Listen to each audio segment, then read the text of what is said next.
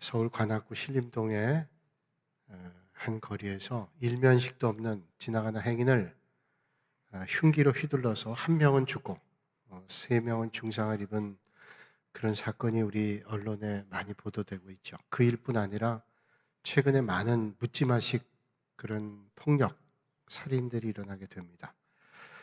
조금도 참질 않고요.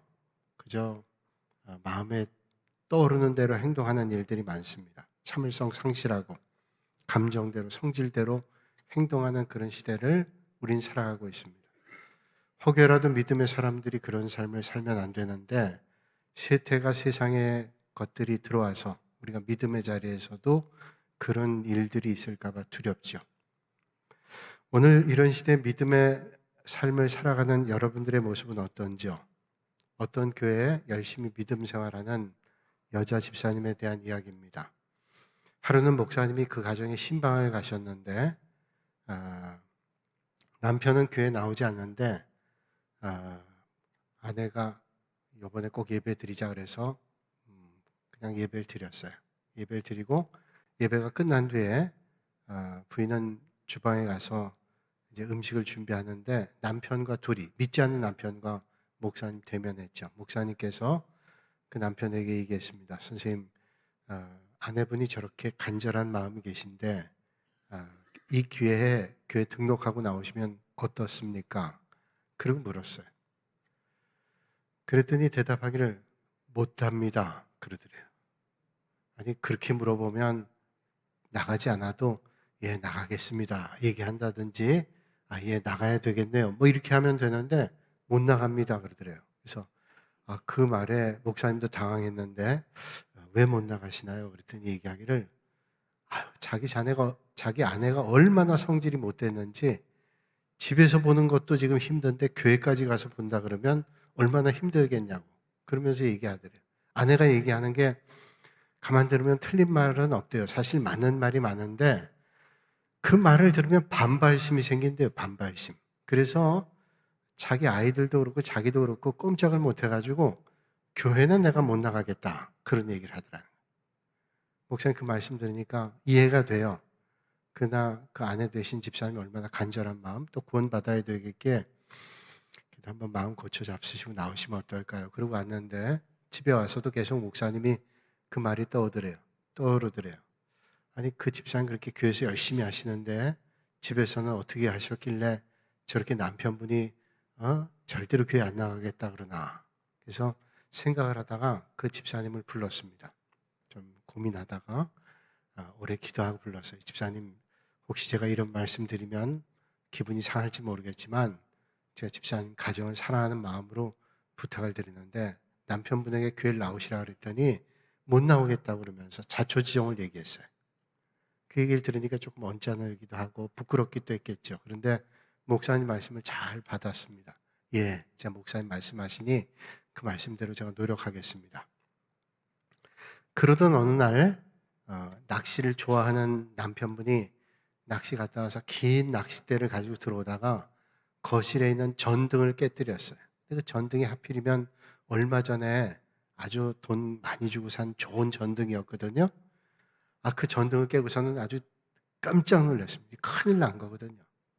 연때 같으면 아내가 쫓아와서 이제 뭐라고 나무랄 텐데, 정말 기가 죽어 있는데 아내가 달려오더니 괜찮냐고 다친 데 없냐 그러면서 빗자루질을 하더래요. 그리고 정리하고 더 이상 얘기하지 않더랍니다. 괜찮냐고 그러면 하더래요. 아니 어떻게 이렇게 바뀌었지? 그런 생각이 들었습니다. 그런 걸 여러 번 경험하고 나서 이 남편이 교회를 나오기 시작했어요. 그리고 지금 믿음 생활을 잘한다고 하는 그런 얘기를 제가 가까운 목사님께 들은 기억이 있습니다. 어떤 마을에 옛날 마을에 한 사람 아주 고집이 센 사람이 있고 한 사람 아주 똑똑한 사람이 있는데 두 사람이 논쟁이 붙었다 그래요. 그 논쟁이 뭐냐면 고집 센 사람이 4 곱하기 7이 30이라는 거예요. 똑똑한 사람이 보니까 엉터리 같은 얘기거든요. 그러니까 4 곱하기 7은 28이지 무슨 30이냐. 고집 센 사람이 왜 고집 센 사람이겠어요? 틀린 것도 우기는 겁니다. 4, 7이 30이라고. 이 사람 4, 7이 28이지 논쟁이 붙어가지고 해결이 안 됩니다. 그래서 고을의 원님을 찾아가서 시시비비를 가려달라고 얘기를 합니다. 원님, 이런 일 때문에. 그랬더니 원님 묻죠. 4, 7이 30이냐? 그랬더니 예.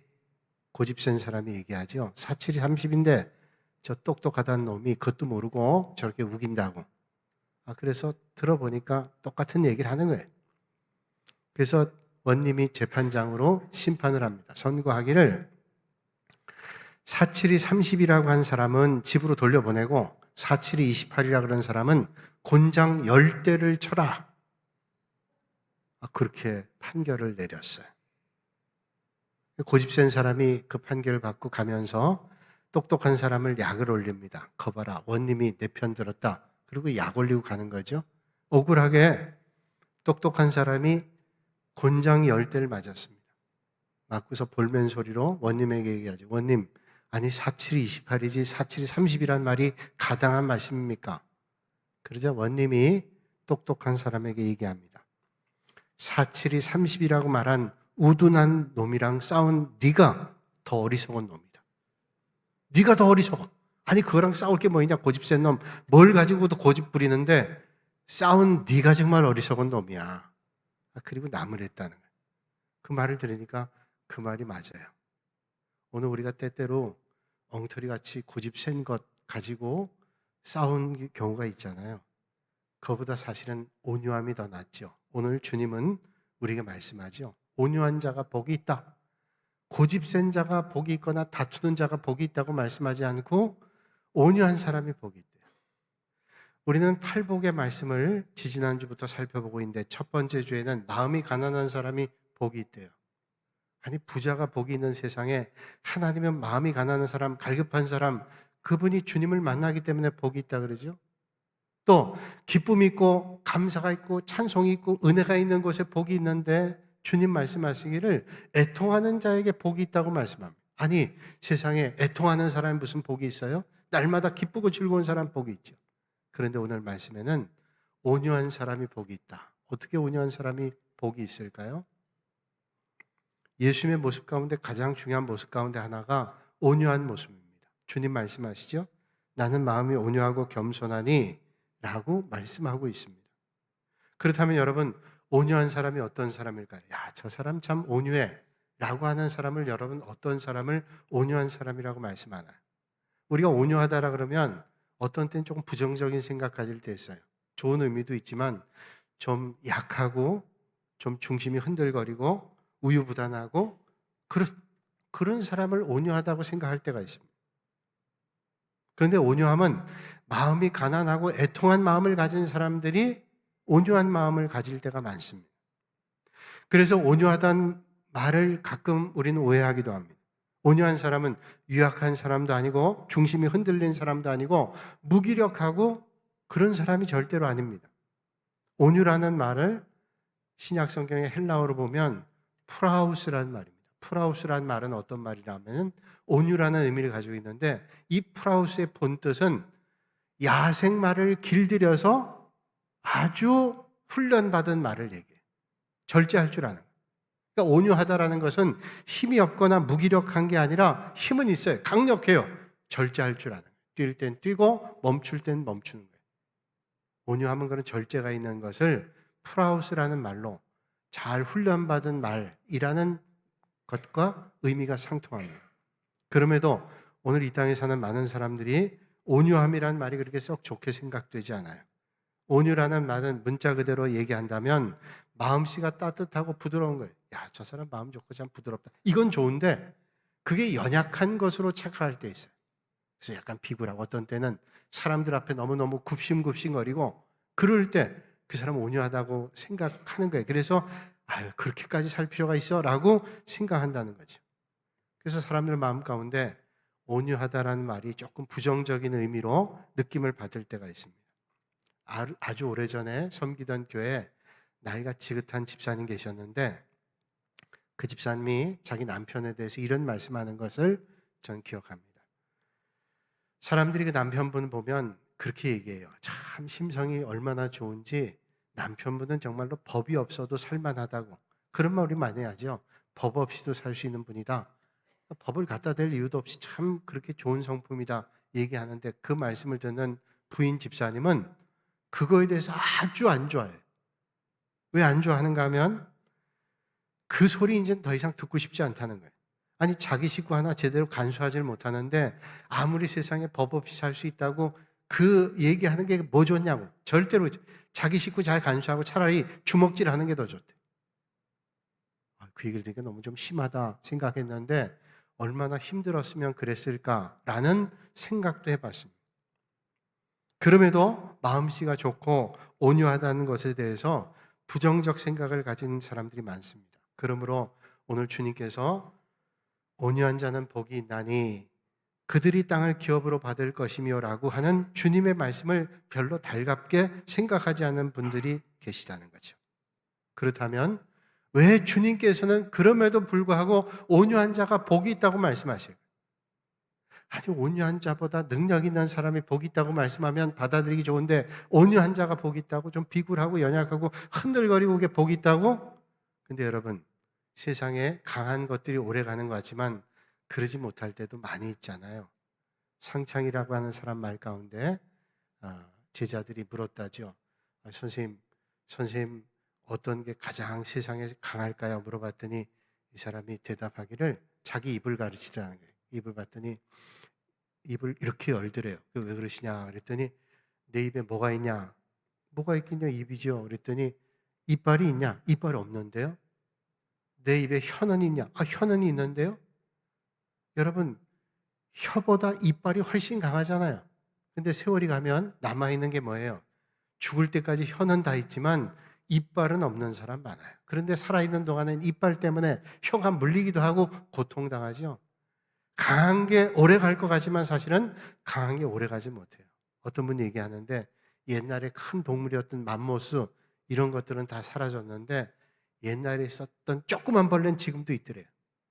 그게 어떤 벌레인지 제가 들었는데 잊어버렸어요.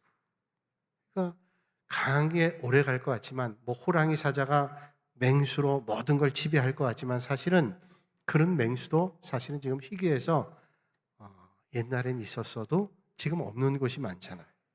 우리 인간 세상도 마찬가지입니다. 수단과 방법을 가리지 않고 악하게 살아가는 자가 세상의 모든 걸 차지할 수 있는 것 같지만 절대로 그렇지 않아요.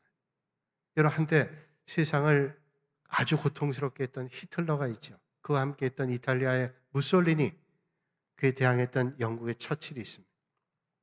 어떤 때는 영국에 독일의 공습이 오면 영국 사람들이 너무 고통스러웠대요. 다 숨어서 그 독일이 제공권을 가지고 있어가지고 영국이 아주 힘겨웠다 그러죠. 그 사람들 풍자한 얘기가 있습니다. 세 사람이 어떤 잘 정리된 정원에서 서로 이런저런 얘기를 하다가 연못에 있는 물고기를 어떻게 잡을까 이야기했대요. 히틀러는 그 얘기를 듣자마자 허리춤에 있는 총을 빼가지고 연못에 있는 물고기에 쐈답니다. 근데 물고기가 싹 피해가지고 총에 맞지 않았어요. 그때 무솔리니가 자기는 발을 걷더니 연못에 들어가더래요. 물고기를 잡으려는데 물고기가 빠르니까 맨손으로 못 잡는 거죠. 다 실패했습니다. 처칠이 바가지를 하나 갖다가 연못에 있는 물을 퍼내기 시작했대요. 몇 시간을 팠는지 모르지만 퍼냈더니 물고기만 납더래요. 그래서 잡더래요. 강한 힘이 뭔가를 할 것 같지만 사실은 강한 힘보다 유연함이 더 강할 때가 훨씬 많다는 거죠. 오늘 주님 말씀하시기를 온유한 자가 복이 있나니 그들이 땅을 기업으로 받을 것이며 말씀하고 있습니다. 아까 제가 말씀드린 대로 헬라어의 온유라는 말이 프라우스라는 말인데 이 프라우스라는 말은 두 가지 의미를 가지고 있는데 하나는 진정시키는 사람이나 사물, 어떤 것을 진정시키는 거예요. 또 하나는 진정시키는 효능이 있는 약품을 얘기해요. 그러니까 진정을 시킬 수 있는 그것이 바로 약이든 사람이든 어떤 사물이든 그게 바로 온유라는 거예요. 산상설교의 말씀에 주님께서 마음이 가난한 사람, 애통하는 사람, 그리고 마음이 가난하고 애통한 마음을 가진 사람들, 이런 온유한 사람들이 땅을 얻는다. 이런 사람들이 복을 얻는다고 말씀하고 있습니다. 그렇다면 그냥 온유한 게 뭘까요? 온유한 건 아무것도 안 하고 그래 너희들이 마음대로 해 라고 하는 게 온유라는 게 아니라 그 온유한 사람의 심성에는 뭐냐? 하나님을 믿는 믿음이 있어요. 하나님 믿는 믿음 없이 온유하냐? 그건 온유한 게 아니죠. 예수님께서 그렇게 말씀하신 이유는 이 세상이 그냥 흘러가는 것 같지만 이 세상에 흘러가는 배후에는 하나님의 계획과 다스리심이 계시다는 거예요. 그러니까 우리가 하는 얘기로 하나님의 섭리가 있다는 거예요. 이 하나님의 섭리를 믿는 믿음이 있기 때문에 우리는 그 믿음으로 온유할 수 있죠. 그런 믿음이 없다면 온유할 수 있어요. 내가 뭔가를 해야 되지. 제가 좋아하는 이야기 가운데 어떤 농부에 대한 이야기 있죠. 농부가 이제 농사를 짓고 집에 들어왔는데 자기 집 앞에 나무가 있는데 거기에 새가 둥지를 들더래요. 나뭇가지 갖다 둥지를 자꾸 만드는데 거기 가만 보니까 뱀이 그 잘 지나다니는 가지예요. 거기다 둥지를 틀면 틀림없이 새끼들이 뱀의 먹이가 됩니다. 그래서 보다 못해서 그 둥지를 다 부셨대요. 그런데 조금 있다가 새가 또 나무가지를 갖다 오더니 그 나무에다가 또 둥지를 틀더래요. 그래서 또 부셨대요. 몇 번 부셨답니다.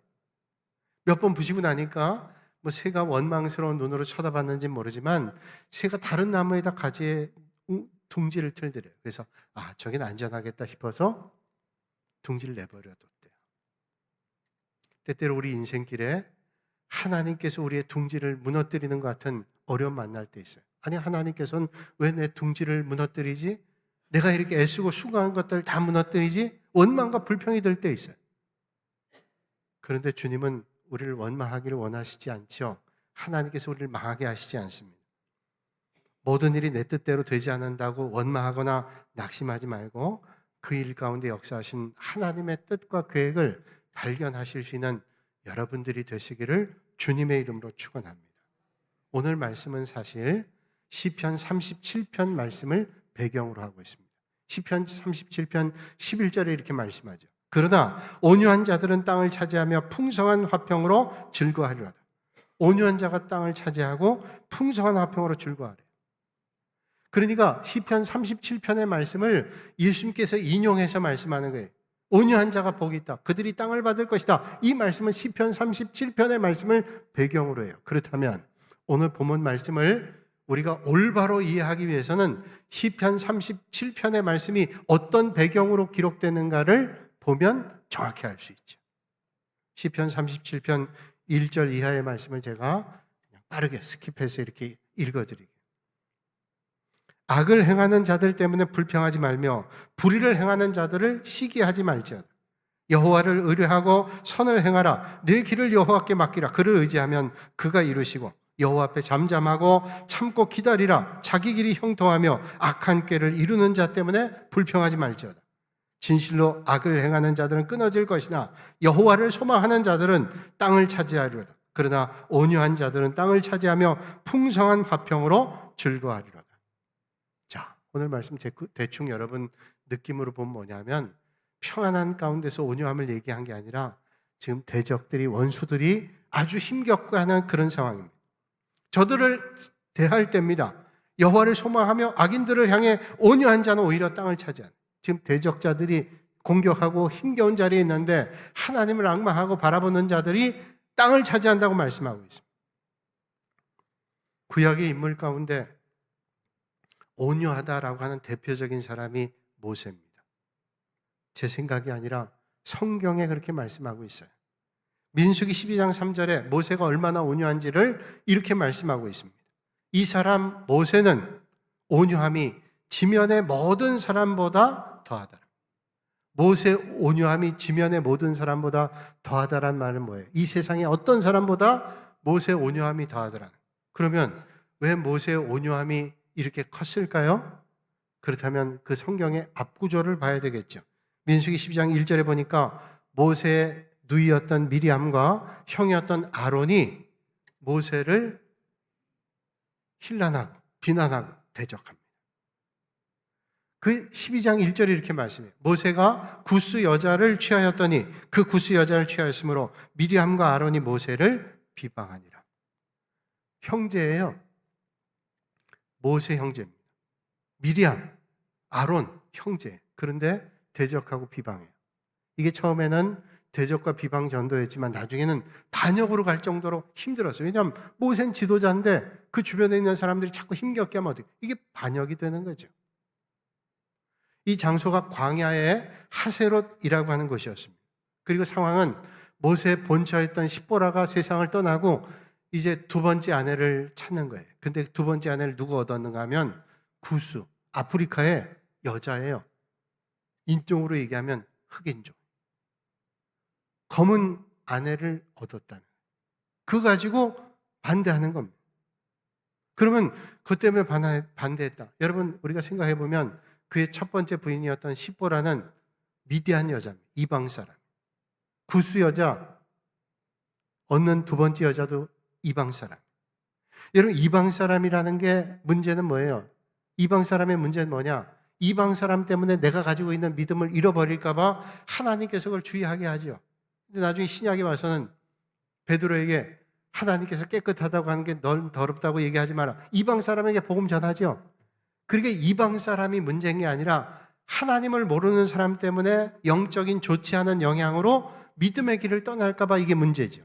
그러니까 여러분들이 믿음 생활하는데 여러분들이 배우자를 얻는다든지 자녀들이 결혼할 때 우리의 마음 가운데는 믿음이 좋은 사람 만나기를 원해요. 그건 뭐냐면 우리의 믿음이 훼손되지 않고 더 좋은 믿음의 자리로 가기 위해서. 근데 우리가 세상에 다 믿는 사람만 있는 게 아니잖아요. 어떤 데 만나서 믿지 않는데 좋은 사람 만날 때 있잖아요. 그러면 어떤 마음에 저 사람 내가 만나서 꼭 믿게 해야지. 이런 마음을 가지고 해야 되는데 저 사람 내가 불편하지 않게 해야지. 저 사람 원하는 대로 술 마시면 드시라고. 교회 안 가면 쉬시라고. 이러면 이게 큰일 나는 거예요. 내가 지금 더 큰일 나게 얘기해야 될 것 같은데 그쯤 할래. 그거 안 되는 거예요. 왜? 믿음을 잃어버릴 수 있는 거예요. 이스라엘 백성들이 가나안 땅에 들어갈 때 하나님께서 이스라엘 백성들이 뭐라고 얘기했냐면 출애굽기 34장과 신명기 7장의 말씀 보면 가나안 족속과 절대로 함께 멍에를 매지 말래. 왜? 이방 사람들이 영향받기 때문에 그렇게 하라는 거예요. 그러니까 이방 사람이기 때문에 문제가 아니라 영적으로 훼손될 것을 주님은 염려하시는 거예요. 이게 뭐 율법에 저촉되거나 그런 건 아니에요. 그러니까 미디안 여자 십보라를 만났어요, 모세가. 그 다음에 구스 여자를 만나요. 그 이유가 뭐냐면 구스 여자 저 흑인종 안 된다 뭐 이런 얘기하지만 사실은요 그 안에 근본적인 원인이 있었어요. 이유가 있어요. 왜 반대했냐? 민수기 12장 2절 말씀 보면 미리암과 아론의 속내가 여기 드러납니다. 그들이 이르되 여호와께서 모세와 말씀하셨느냐? 우리와도 말씀하지 아니하셨느냐? 하매 여호와께서 이 말을 들으셨더라. 자, 이게 뭐예요?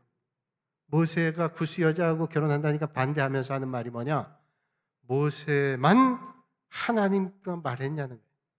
여호와께서 모세와만 말씀했냐? 우리하고도 말씀했다. 이 말은 뭐예요? 모세만 하나님과 대화하는 존재, 그런 지도자가 아니야. 우리도 얼마든지 하나님과 말하지 않았어. 하나님께서 들으셨대. 그러니까 이건 뭐예요? 너만 지도자가 아니야. 나도 지도자야. 너만 권세 있는 거 아니야. 나도 권세 있어. 사실은 모세의 그 지도력의 실추를 야기하는 거죠. 이들의 본심이 겁니다. 왜 모세만 지도자냐? 우리와 다를 게 뭐냐는 거예요. 우리도 하나님과 똑같이 말한다. 그러면서 결혼 문제를 가지고 빌밀 잡아 공격을 하는데 그 근본적인 뭐냐면 모세를 실추시키는 거예요. 그런 장면이 민수기 12장에 나오죠. 그런 배경 가운데 모세가 뭐라고 얘기하냐면 민수기 12장 3절의 말씀에 이 사람 모세는 온유함이 지면의 모든 사람보다 더하더라. 뭐 편안한 상황에서 온유한 게 아니에요. 사람들이 막 박수치면서 응원하면서 그럴 때 그러면서 온유한 게 아니에요. 지금 대적들이 어떻게 하면 넘어뜨릴까 이런 상황에서 온유했다라. 여러분, 그래서 지면에 어떤 누구보다도 모세의 온유함이 크다 이렇게 말씀합니다. 그런데 보세요. 이런 모세의 반응을 하나님 보셨다 그랬잖아요. 아까 미리암과 아론의 말 다 듣고 계셨다 그랬잖아요. 하나님께서 신속하게 움직이십니다. 하나님께서는 모세의 그 온유함을 기뻐하셨어요. 그리고 민수기 12장 말씀을 쭉 보니까 4절에 하나님께서 갑자기 모세와 아론과 미리암을 회막 앞에 불러놓고 이렇게 말씀하시지. 그와는 내가 대면하여 명백히 말하고 은밀한 말로 하지 아니하며 그는 또 여호와의 형상을 보거늘 너희가 어찌하여 내 종 모세 비방하기를 두려워하지 아니하느냐. 여호와께서 그들을 향하여 진노하시고 떠나십니다. 자, 아론과 미리암은 우리도 하나님과 말하지 않냐라고 얘기했는데 하나님 뭐라고 말씀하시는가 하면 내가 모세하고는 대면해서 말해. 명백히 말해. 그는 나의 형상도 봐. 얘기하면서 저들 나무라죠. 그의 본심을 하나님 아신 거예요. 그리고 어떻게 하셨어요? 미리암의 얼굴을 피부를 하얗게 했대요. 그건 표백을 한 게 아니라 나병에 걸려가지고 피부색을 지나치게 이상하게 병을 만들었어요. 나병이 됐어요. 피부가 하얘졌어요. 이 사건에 대해서 제임스 보이스라고 하는 신학자는 아주 의미 있게 해석을 합니다. 하나님께서 피부 색깔로 모세에게 도전한 미리암에게 그 피부를 아주 하얀 나병 걸린 피부로 만들어 놓으셨다. 구스 여자, 흑인 여자 만났다고 그러면서 그 빌미 가지고 했던 그에게 하나님께서 나병을 줘서 하얀 피부로 바꿨대. 야, 저 이 말씀 보고 그 해석이 참 기가 막히구나. 여러분, 모세가 하려고 그랬으면 하지 못했겠어요. 모세가 이스라엘 백성 지도자로 이끌고 합니다. 얼마나 많은 수하에 충성된 부하들이 있었겠어요. 얼마든지 미리암과 아론 제압할 수 있었어요. 그러나 그러지 않았습니다. 혈기와 분노에 노출돼서 그렇게 하지 않았습니다. 아마 모세는 생각했을 겁니다. 이 사건으로 내가 하나님 영광 가리면 절대로 안 된다. 하나님께서 하신 일을 내가 대신하면 안 되지. 그는 하나님께 모든 걸 맡기고 온유함으로 대했어요. 이게 온유입니다. 오늘 주님 말씀하죠. 온유한 자는 복이 나니 그들이 땅을 기업으로 받을 것이며. 영국의 유명한 신학자 가운데 스티븐 닐이라고 하는 분이 계신데 이분이 젊었을 때 인도에 가서 20년 동안 선교사역했어요. 인도는 여러분 영국의 지배를 받아가지고 힘겨웠습니다. 그러니까 영국 사람들이 서양 사람들이 오는 게 좋지 않아요. 영국 사람들 오는 거 좋지 않아요. 그러니까 영국 사람들 별로 어쩔 수 없이 대하지만 좋아하지 않았어요. 선교사도 마찬가지예요. 선교사도 우리를 지배한 선교사라고 선교사로 보나요? 영국 사람으로 보지? 그래서 못 되겠다고. 선교사들이 어려울 때 어떻게 했냐면 공권력을 동원해서 그 어려움 피했어요. 그래서 그 어려움 당하면 공권력의 힘으로 이겨내고. 그래서 당장 고통당하지 않았어요. 이겨냈어요. 그런데 스티븐 닐 선교사가 선교가 끝난 다음에 이런 말을 했죠. 그러나 그 이후에는 이 마을에서 60년 동안 한 사람도 주님을 영접하지 않아요. 그러니까 힘으로 뭘 해봤는데 60년 동안 한 사람도 주님을 영접하지 않아요. 그게 깨달은 거예요. 제가 신학대학원 다닐 때 학교에서 신학교니까 예배 드리잖아요. 예배 때 전국 각지, 세계 각지에 있는 목사님들이 와서 말씀 전해요. 한 목사님이 말씀하신 걸 기억하는데요. 그 목사님이 태권도가 8단이에요. 놀래지도 않으세요. 8단인데. 태권도 8단. 나는 1단인데. 저분 8단. 우리 남자는 군대 가면 다 초단 되죠. 네, 군화 신으면 초단. 근데 8단이래. 근데 이분이 서울 변두리에 개척을 하시는데 옛날 얘기 하시는 거예요. 신학교 설교하시면서 간증을 개척을 하는데 깡패들이 와가지고요. 불량배들이 와가지고 자꾸 못된 일하고 교회 온 사람 괴롭히고 천막 쳐놓으면 천막 찍고 너무너무 힘들게 하더래요. 그 목사님이 참다 못해가지고 그냥 깡패 3명이 왔길래 불렀대요. 이로라. 그래가지고 그냥 2단 옆차기로 딱 치니까 3명이 그냥 그대로 뻗더래. 그 다음부터는 얼씬을 하는 얼씬을. 학생들이 박수 쳤어요. 야, 역시 태권도 8단. 근데 그 목사님 다음에 얘기하시더라. 교인도 안 오더래요. 그 다음부터. 깡패만 안 오는 게 아니라 교인도 안 오더래요. 제가 그 말씀 듣고 그랬어요. 오늘 주님 말씀하죠. 온유한 자가 복이 있다. 그들이 땅을 기업으로 받는다. 여러분, 땅을 기업으로 받을 것이라는 말은 미래 시대예요. 미래 시대. 땅을 기업으로 받는데 온유한 사람은 땅을 기업으로 받는데요. 쉽게 말하면 분하고 억울하고 속상한 하나님을 하나님께 맡겨요. 하나님 온유함을 맡겨요. 그런데 당장은 효과가 안 날 때가 있어요. 내가 하나님께 맡겼는데 똑같이 분하고 억울한 일이 계속돼요. 그런데 하나님께 맡기면 온유함으로 참으면 얼마 지나지 않아서 하나님께서 틀림없이 복으로 바꿔주신다. 하나님이 살아계셔 역사하셔서 오늘도 세워주시고 공급해주시고 갚아주시고 위로해주십니다. 세상의 복과는 비교할 수 없는 위대한 하나님의 역사를 이루어주신대. 여러분 오늘 어떤 삶의 자리에 있더라 할지라도 하나님 말씀 따라 온유함으로 세상의 어떤 것과 비교할 수 없는 하나님 주시는 영원한 복을 받으시는 여러분들이 되시기를 주님의 이름으로 축원합니다. 허먼 멜빌이라고 하는 작가가 있습니다. 1851년에 모비딕이라고 하는 소설을 썼죠. 영화로도 나왔습니다. 우리나라에는 백경이라는 제목으로 영화도 되고 소설도 나왔어요. 그 모비딕이라고 하는 영화에 이스마일이라고 하는 사람이 주인공인데 이 사람의 시점으로 사건을 다 보는 거예요. 근데 거기에 나오는 그 배 선장 가운데 에이헤브라고 하는 사람이 있는데요. 이 사람이 모비딕이라고 하는 그 고래, 우리 얘기하면 말향고래라고, 말향고래는 한 크면 15m가 되는 큰 고래고 이빨이 있어가지고요 사람들이 다쳐요. 근데 에이헤브라고 하는 선장의 발을 물어뜯어가지고 다리를 잃었어요. 얼마나 분한지 저 모비딕이라는 고래, 말향고래를 잡아야 되겠다. 흰색 모비딕. 그걸 잡으려고 쫓아가는데 잡을 수가 없는 거예요. 찾을 수도 없고. 그러다가 말향고래 하나를 발견해서 그걸 잡아가지고 그 뼈로 자기 의족을 만들어요. 그리고 그걸 갖다가 보란 듯이 배에다 걸쳐놓고 다닙니다. 모비딕이 나타나면 잡으리라. 한참을 수없는 날을 찾아 헤매다가 드디어 모비딕을 찾았어요. 그 모비딕을 향해서 독을 묻힌 작살, 그동안 그가 마음속에 간직하고 있었던 그 원한 내 다리를 뺏어간 그 모비딕을 향해서 독 묻힌 작살을 날리면서 이런 말하죠. 험난한 파도여 끝없는 저편에서 몰려와 내 숭고한 죽음의 정수리를 더욱 지켜올려다. 모비딕, 난 내 놈과 싸워 널 지옥의 한가운데서 찔려 죽인 후에 내 가슴에 쌓여있던 증오의 마지막 숨을 내뱉을 것이다. 그러고서 작살 쐈어요. 탁! 모비딕이 맞았어. 모비딕 작살을 맞고 도망가는데 물속으로 쑥 들어갑니다. 작살에 달려있는 줄이 따라 들어가겠죠. 그런데 순간 잘못해서 자기 목을 딱 그 줄이 감았어요. 목에 감겨서 에이헤브도 물속으로 들어갑니다. 원수를 갚는 그날 에이헤브도 수장이 됐어요.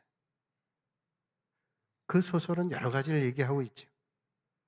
하나님의 통제, 성령의 통제를 받지 않는 분노는 파괴적일 뿐이에요. 파괴밖에 없어요.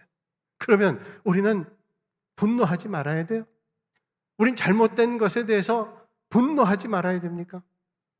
고려대학의 장하성 교수가 예전에 쓴 책 가운데 왜 분노해야 되는가 그런 책이, 사회적 구조에 대해서 잘못된 건 분노해야지. 그럼 어떤 분노해야 돼요?